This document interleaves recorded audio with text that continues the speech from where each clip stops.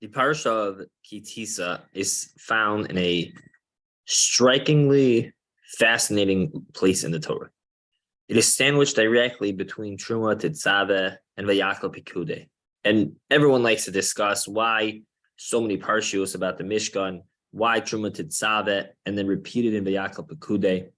And I once heard from Rav Yonasan Shippel an idea which really boggled my mind as to the placement of Kitisa in the middle. But it starts first with understanding Truma Tetzaveh, followed by Vayakal and Pekudi and the repetition. Rav Shippel explains that if you look carefully in the difference in the wording of the psukim, when both describe in both Truma Tetzaveh versus Vayakal Pekudi, yes, it is almost an exact repeat. And there seems like so many unnecessary psukim. But if you look very carefully at the tense of the verbiage being used, in Truma Tetzaveh, it is v'asisa. It is, and you should do. In Vayakal Pekude, there is a nuance change to v'asu, and they did. So Truma Tetzaveh was the instruction of what Bnei Israel had to do, and Vayakal Pekude was the completion and the carrying out of what they had to do. And that explains Rabbi Shippel is already a vort in and of itself, because we have this concept that the Torah is telling us that you first have to have a plan. You have to have a planning stage, and then you have to carry it out. Things come in stages. However, there's one crucial piece, which is found right between the planning stage and the stage of carrying it out. And that's the Parsha of Kitisa. What's the Parsha of Kitisa is, of course, most well known for the episode of the Egel Azav, the sin of the golden calf. And what does that represent? That is one of the gravest errors that Bnei Israel as a nation made throughout its entirety of its history. How could that happen after we left Yetzias Mitzrayim?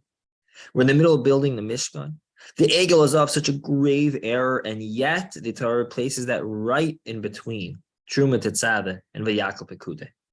Because Seh explains Rabbi Shippel as follows, that when we have the planning stage, we must have the planning stage, and we must put things in order to be able to carry out those plans. But always be cognizant that in the middle, there's the Kitisa. There's always going to be places in which we make errors, places in which we fall between the planning stage and the carrying out stage, the application stage. The question is how we respond. Do we respond with tshuva? Do we respond with honesty, with self-awareness? Do we respond with accepting personal responsibility and fixing it the next time?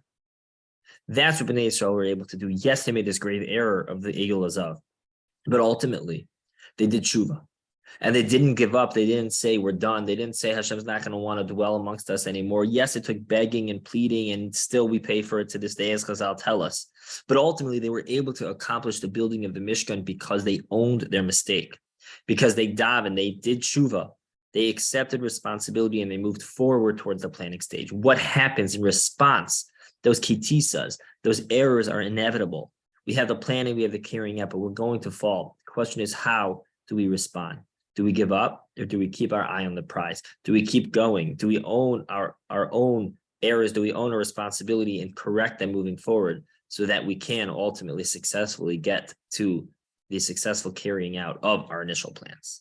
Have a great day.